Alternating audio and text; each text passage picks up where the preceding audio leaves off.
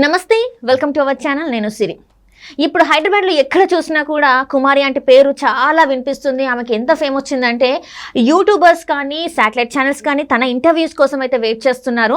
So ఇదే తరుణంలో ఏంటంటే మన ఇది ట్రాఫిక్కి ఇబ్బంది అవుతుందని చెప్పేసి పోలీస్ వాళ్ళు అయితే ఆమె స్టాల్ని తీసేయడం జరిగింది. ఆమె ఏంటంటే మీడియా ముందుకు వచ్చేసి చాలా బాధపడిన ఈ వీడియో కూడా మనం చూస్తున్నాం. అయితే ఈ విషయం మీద రేవంత్ రెడ్డి గారు స్పందించి రేపో మాపో తన స్టాల్ని సందర్శిస్తానని కూడా చెప్పారు. అయితే ఈ అంశం మీద ఇప్పుడు మనతో మాట్లాడడానికి ఉన్నారు ప్రముఖ సీనియర్ జర్నలిస్ట్ జగదేవ్ గారు. నమస్కారం సార్. నమస్తే సార్. ఇప్పుడు ఎక్కడ చూసినా కూడా కుమారి ఆంటీ, ఏ ఛానల్లో చూసినా కుమారి ఆంటీ కుమారి ఆంటీ కుమారి ఆంటీ.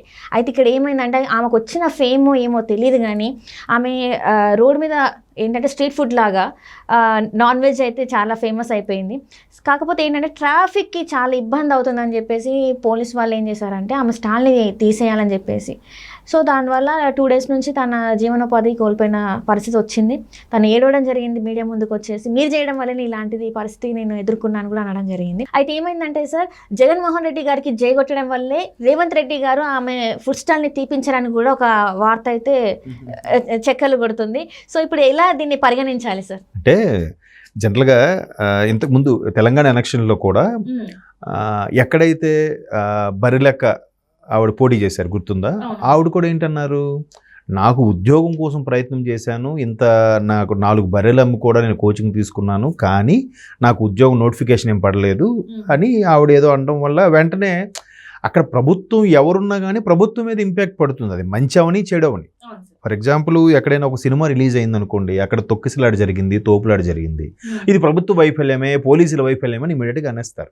సో ఒక ప్రభుత్వం ప్రతి సినిమా రిలీజ్కి, ప్రతి చిన్న జాతరలకి, రోడ్ సైడ్ ఫుడ్ స్టాల్కి కూడా బాధ్యత ఎందుకు వహిస్తుంది? ఎందుకు వహించాలి? మారాల్సింది మనమే, అడ్జస్ట్ చేసుకోవాల్సింది మనమే. ఇప్పుడు ఆ కుమార ఆంటీ అనే ఆవిడ స్టాల్ పెట్టింది, ఆవిడకి వెళ్ళి తిన్నాము, చేసాము, ఆవిడకి 4 రూపాయలు వెళ్తుంది, మనకు కడుపు నిండుతుంది, ఓకే, పరోక్షంగా బతుకుతుంది ఆవిడ ఎలాగోలాగా. అయితే ఈ పాదచారులు కానీ, రెగ్యులర్గా ట్రాన్స్పోర్ట్ అయ్యే వాళ్ళు కానీ, వీళ్ళు ఇవాళ జనరల్గా అంటే ఈ టాపిక్లో మాట్లాడచ్చో లేదో తెలియదు కానీ, ఎక్కువగా మనం అబ్జర్వ్ చేసేది ఇష్యూస్ రావడానికి కారణం కామన్ సెన్స్ లేకపోవడం వల్ల. ఇప్పుడు ఆవిడ స్టాల్ పెట్టుకుంది, సైడ్కి బైక్ పార్క్ చేసేసి తెలిసి వెళ్ళొచ్చు కదా, వాడు అలా పెడతాడు, ఒకడు వీడనక అడ్డగొట్టి చెల్ల పెడతాడు. అన్నా తీయాలన్నానంటే ఇప్పుడన్నా 5 నిమిషాలు తినేసి 5 నిమిషాలు ఎక్కడ తినేసి వెళ్ళిపోతావు? వెళ్ళి పక్కకి వెళ్ళి ఆమె దగ్గర తిని ఆ పైకి వెనక్కి వెళ్ళి స్మోక్ చేసో లేదంటే పిచ్చాపాటి కబుర్లు చెప్పుకొని వస్తాడు. ఈలోకి వీడు పెట్టాడు కదా అని ఇంకో 4 పెట్టేస్తారు. అదే చెప్తున్నాను కదా, అందరూ చదువుకున్న మూర్ఖులే.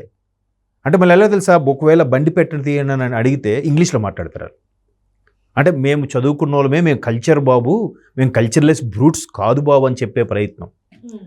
అసలు ఆ ట్రాఫిక్ సమస్య రావడానికి కారణం ఎవరు? కుమార ఆంటీ కాదు, మనమే కదా. సో పోలీసు వాడు ఎక్కడమ్మా? మన పక్కింటోడేగా. ఆయన కుటుంబం ఉండదా? ఆయన ఎంతకని బాబు తీ పక్క పెట్టు, బాబు ట్రాఫిక్ జామ్ తీ అని ఎంతకని చెప్తాడమ్మా?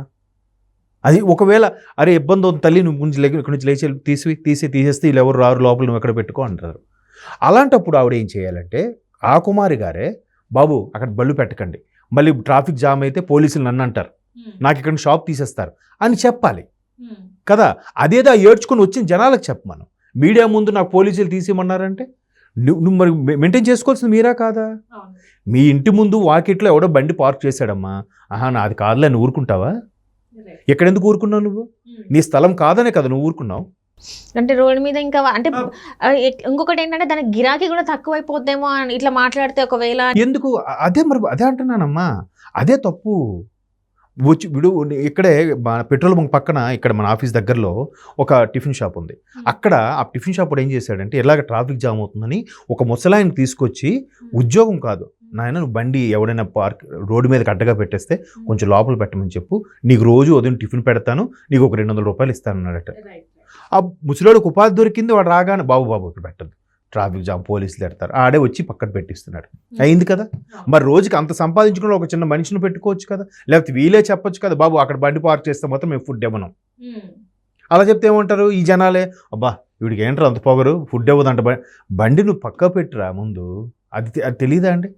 అంటే ఈవిడ కూడా ఆ బేరం పోతుంది కదా, నా దృష్టి ఎంతసేపు నీ డబ్బులు మీ డబ్బులు వస్తే ఓకే, మీ వృత్తి దొరికితే ఓకే, పక్కోడు ఏమైపోయినా పర్వాలేదా? ఇదే పోలీసులకు మనం అంటాం, కనీసం పోలీసులు పట్టించుకోవట్లేదు. వెనక ఎవడో పెద్ద కారు వస్తాడు, వాడు వచ్చి ఏంటి పోలీసులు ఆవిడ దగ్గర డబ్బులు తీసుకుని ఉంటున్నారు అందుకే ఆవిడనేం అనట్లేదు అంటారు వీళ్ళే మళ్ళీ. అవును, అంటే తినే వాళ్ళని ఏం కాదు, చాలా ఏదైతే ట్రాఫిక్ జామ్ అయితే మళ్ళీ వాళ్ళు పోలీసులనే అంటారు.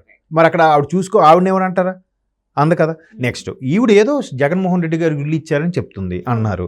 అన్న తర్వాత ఖచ్చితంగా దానికి సంబంధించి రేవంత్ రెడ్డి గారి రోడ్ సైడ్ దీని దానికోసం ఆయన ముఖ్యమంత్రి, ఆయన ఎందుకు పట్టించుకుంటాడమ్మా?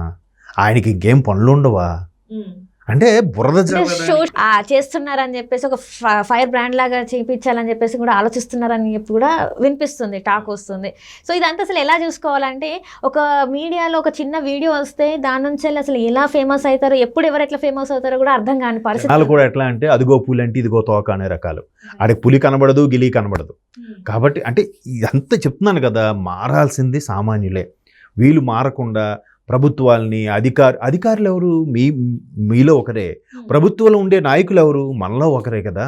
అది ఎవ్వరు ఆలోచించరు. మంద కాకపోయేసరికి ఇంకా వాళ్ళ మీద బురద జల్లేద్దాం. ఇంకా జగన్మోహన్ రెడ్డి గారికి పొగిడిని చెప్పి రేవంత్ రెడ్డి గారు ఎందుకు ఇది అవుతారు చెప్పండి? అక్కడ ప్రభుత్వం ఇక్కడ సంబంధం ఏంటి? సామాన్యమైన ఈవిని ఎందుకు టార్చర్ చేస్తే జగన్మోహన్ రెడ్డి ఏమైనా బాధపడతాడా, లేదంటే ఈయనకేమైనా బెనిఫిట్? కొంచెం ఆద్యం పోస్తుంది ఏంటంటే, చూశారు కదా ఆమెకి జగన్కి చేయగొట్టింది కాబట్టి రేవంత్ రెడ్డి ఇలా చేస్తున్నారు అని చెప్పేసి వీళ్ళు కూడా ఇక్కడ చేస్తున్నారు అని టాక్ వస్తుంది. ఏదో ఒకటి న్యూస్ క్రియేట్ చేయాలమ్మా, ఏదో ఒకటి న్యూస్ క్రియేట్ చేసేయాలి. ఒకప్పుడు ఎలా ఉండేదంటే కుక్క కరిస్తే న్యూస్, ఇప్పుడు అలా కాదు, కుక్కను మనిషి కరిస్తే న్యూస్ అని అంటున్నారు. మీరు అన్నట్టు సోషల్ మీడియా వచ్చాక కూడా ప్రతిదీ కూడా పరాకాష్ఠకి వెళ్ళిపోయింది. అది పిచ్చి 16 రకాలు ఏదో అంటారు పిచ్చి, ఆ 16 కూడా కాదు, ఇప్పుడు 1600 అయిపోయాయి సోషల్ మీడియా వచ్చాక. ఒక్కొక్కలా బిహేవ్ చేస్తున్నారు, ఒక్కొక్కరు పిచ్చిగా బిహేవ్ చేసి హైప్ అవుతున్నారు. మొన్న కూడా చూశాను, ఇట్లా ట్రైన్ వస్తుంటే పక్కన ఇలా పట్టుకొని ఉన్నాడు, టక్మని ఆ చిన్న రాడ్ గుద్దింది, పడిపోయాడు. ఆడు సెల్ఫీ దిగుతున్నాడు అలాగా, లక్కీగా ఆడికి ఏం కాలేదు. అది దాన్ని పిచ్చి అనాలా, పోత్రం అనాలా చెప్పండి దాన్ని కదా. అది సోషల్ మీడియాలో వైరల్ కూడా అయింది. ఇంకొకటి నుంచి బీహార్లో అనుకుంటా, ఆ ట్రైన్ వస్తుంటే ట్రాక్ మీద పడుకొని ట్రైన్ లేక లేచి చూపిస్తున్నాడు. అంటే ఈ ఎలాంటి విపరీతాలు చూడండి. సో సోషల్ మీడియా వచ్చాక రకరకాల విపరీతాలు పెరుగుతున్నాయి. ఈ పిచ్చి 16 కాస్త 16,000 అయిపోయింది.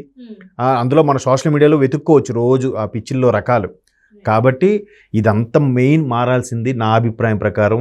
రేవంత్ రెడ్డి గారు ఇప్పుడు జగన్మోహన్ రెడ్డి గారికి ఏమైనా ఇలా చేయడం వల్ల ఆయనకి అక్కడ ఓటింగ్ పర్సెంట్ ఏమైనా పెరిగిపోద్దా? ఈవిడికి ఇలా చేయడం వల్ల ఈవిని బేస్ చేసుకొని సోషల్ మీడియా వాళ్ళు ఎవరెవరైతే రేవంత్ రెడ్డి మీద వేస్తున్నారో, రేవంత్ రెడ్డికి ఏమైనా నష్టమా? జగన్మోహన్ రెడ్డికి ఏమైనా లాభమా? లేదు. ఊరికే హైప్ చేసి క్రియేట్ చేసి, అరే నా ఇన్ని వ్యూస్ వచ్చాయా లేదా, నాకు ఇన్ని లైక్స్ వచ్చాయా లేదా, అంతే. దానికోసం వాళ్ళు దేనికైనా రెడీ అవుతున్నారు, ఎవరి మీద బుర్ర జల్లడానికైనా రెడీ అవుతున్నారు. అంటే ఇప్పుడు ఇదే క్రమంలో మళ్ళీ యథావిధిగా తన స్టాల్ని పెట్టుకోవచ్చు అని చెప్పేసి, అండ్ రేపు మాపో రేవంత్ రెడ్డి గారు మళ్ళీ తన స్టాల్కి వస్తున్నట్టు కూడా చెప్తున్నారు. సో వచ్చే అవకాశాలు ఉన్నాయంటారు అంత చిన్న స్టాల్కి? మరి వచ్చిన సెక్యూరిటీ ప్రాబ్లమ్స్, ఇప్పుడు వస్తారు ఆయన వస్తాడు అనుకుందాం, ఫర్ ఎగ్జాంపుల్ చెప్పిన వాడి ప్రకారం వచ్చాడు అనుకుందాం, రాగానే సెక్యూరిటీ రీజన్స్ మొత్తం అందరినీ బయటకు తోసేస్తారు. ఈయన వచ్చాడు రా, నా వ్యాపారం అంతా పోయిందిరా అంటది మళ్ళీ ఈవిడ. మళ్ళీ ఏడుపు, మళ్ళీ మీడియా ఛానల్స్, మళ్ళీ ఇంటర్వ్యూలు, మరికొన్ని రోజులు రాద్దాంతం, మరికొన్ని రోజులు సోషల్ మీడియాలో వ్యూస్, అయిపోయింది కదా. ఎంత కదా చెప్పండి. కాబట్టి మెయిన్ ప్రాబ్లం అదే కదా. ఇప్పుడు ఒకసారి ఏదో పూరి జగన్నాథ్ ఇంటర్వ్యూలో అదే చెప్పారు, బాలయ్య బాబు సర్వసాధారణంగా ఫ్యాన్స్ని ఎందుకు కొడతారంటే, ఎవడైతే కామన్ సెన్స్ లేకుండా బిహేవ్ చేస్తారో ఆయన కొడతాడు. ఆయన వెళ్తున్నప్పుడు ఆయన కరెక్ట్గా నిలబడి పట్టుకొని సెల్ఫీ దిగుతాడు, ఆయన కాళ్ళలో పడతాడు, పక్క లెగురు అంటాడు, లెగురు అంటే అది కొట్టడం అంటున్నారు. ఇవన్నీ కామన్ సెన్స్. ఇప్పుడు సినిమా వాళ్ళకు కూడా ప్రైవసీ ఉంటుంది, వాళ్ళ ప్రైవసీని దెబ్బతినేలాగా వాళ్ళు ఫీల్ అవుతారు. రకరకాలుగా ఉంటుంది. అమ్మ సినిమా వాడని సరే వెంటనే కెమెరాలు పట్టుకొని రెడీ అయిపోతారు. వాళ్ళ మనుషులు కాదా? వాళ్ళకంటూ పర్సనల్ టేస్ట్ ఉండవా? వాళ్ళకంటూ ఒక అభిరుచులు ఉండవా? అంతే కదా. సో ఈవిడ కూడా ఏదో హైప్ వచ్చింది కదా, ఎవడో ఫస్ట్ స్టార్ట్ చేసి ఉంటాడు, అబ్బా మీ దగ్గర బాగుందని. మొన్న కూడా ఇలాగే TV9 దగ్గరలో రోడ్డు మీద ఒక ఆయన పెట్టాడు సోషల్ మీడియాలోనే, ఇక్కడ ఫుడ్ సూపరు, అదేదో సంథింగ్ ఆంటీ అని పెట్టి తీరా సరే అని కదా. నేను ఒకసారి వెళ్ళి తిన్నా, నేను మా ఫ్రెండ్, నాకైతే ఏం నచ్చలే. అంటే ఆమెకు ఫేవర్గా ఉన్నోడు ఎవడో ఒకటి వచ్చి సోషల్ మీడియాలో స్టార్ట్ చేశాడు, ఏదో అంటే వాడి ఉద్దేశం చెడ్డదని కాదు, మనం ఇలా హైప్ ఇస్తే ఎంతో కొంతమంది అని సోషల్ మీడియా చూసి యాడ్ అవుతే ఆమెకు రావాల్సిన ఒక 10 ప్లేట్లు ఎక్స్ట్రా వస్తాయి, కానీ పాపం ఆవిడ ఫ్రెండో ఆవిడ రిలేటివ్ ఎవడో చేశాడు. దాన్ని మిస్యూజ్ చేసేవాళ్ళు ఎక్కువ. సోషల్ మీడియా కానీ ఏ మీడియా వచ్చినా కూడా, ఏ టెక్నాలజీ వచ్చినా కూడా, ఫోన్ కూడా ఉందమ్మా, ఫోన్ యూటిలైజ్ చేయకన్నా మిస్యూజ్ ఎక్కువ అవుతుంది ఈ రోజు కదా. దీంతో యూటిలైజ్ చేసుకుంటే ఎన్నో బెనిఫిట్స్ ఉన్నాయి, కానీ దానికి రెట్టింపు సంఖ్యలో మిస్యూజ్ అవుతుంది. సో ఏది కరెక్ట్, మనం యూటిలైజ్ చేసుకునే దాన్ని బట్టి ఉంటుంది. అంతా మనం ఆలోచించే విధానం బట్టి ఉంటుంది. అల్టిమేట్గా మారాల్సింది మన ఆలోచన విధానం, మనమే. Right thank you so much sir, మీరు మా స్టూడియోకి వచ్చినందుకు ధన్యవాదాలు. Thank you.